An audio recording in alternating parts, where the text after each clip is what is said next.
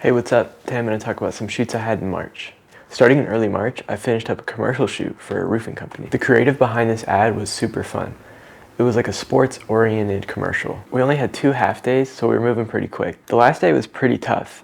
We were filming on an active roofing job during overcast weather, so there wasn't too much we could do to shape light. Instead, we focused on camera movement and tried to keep up the energy by matching shots, doing whip pans. Like one of the cooler shots was panning from the baseball player throwing the ball and whipping out as he's throwing it, and then whipping back in as one of the roofers catches a shingle. We're also able to get one of my favorite shots of the whole ad using a super sketchy fixed camera rig to one of the nail guns.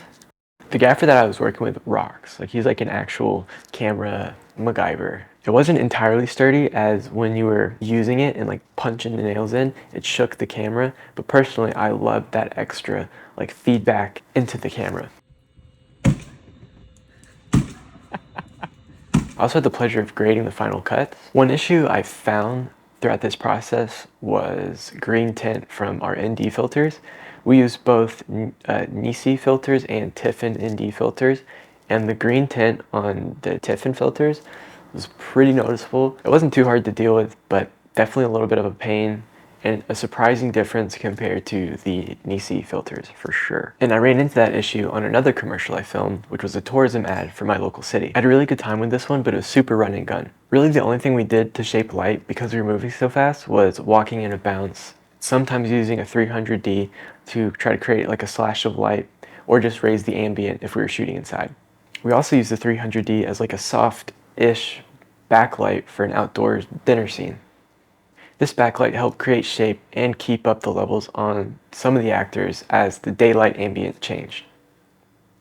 So along with the more traditional TVC content I DP'd, I also shot a good amount of social content for local businesses. The lighting setups for these social shoots were pretty straightforward. We just used a 300D as the key, a tube as a hair light, and we used a 60D to help raise the ambient inside a little bit. The 60D didn't add too much, but it was nice to help raise the levels just a little bit, as we didn't want a major contrast ratio between the key and the background. So I'm starting to shoot social content more and more with local businesses, and I'm really interested to see how they're going to react and how I'm going to pivot, and how the local production companies I work with, how they're going to pivot with this proposed TikTok ban. If you shoot a lot of vertical content specifically for TikTok, how are you handling this with your clients?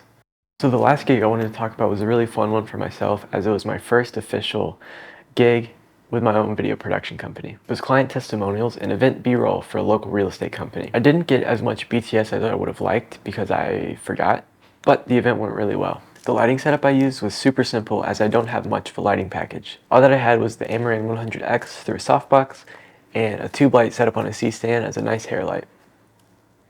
We filmed outside under a really large patio at a local brewery, which had a lot of ample sunlight bouncing in. I'm pretty happy with how the results turned out, given what I had available to me at the time. The main thing that I focused on was keeping the contrast ratios the same as the afternoon sunlight died down. So to keep the contrast ratios consistent, I tried to expose for the key, keep the hair light 1 stop over, and the background 1 to 2 stops under. Keeping the background underneath the key was super important to me, as I wanted to help emphasize the separation and create more depth.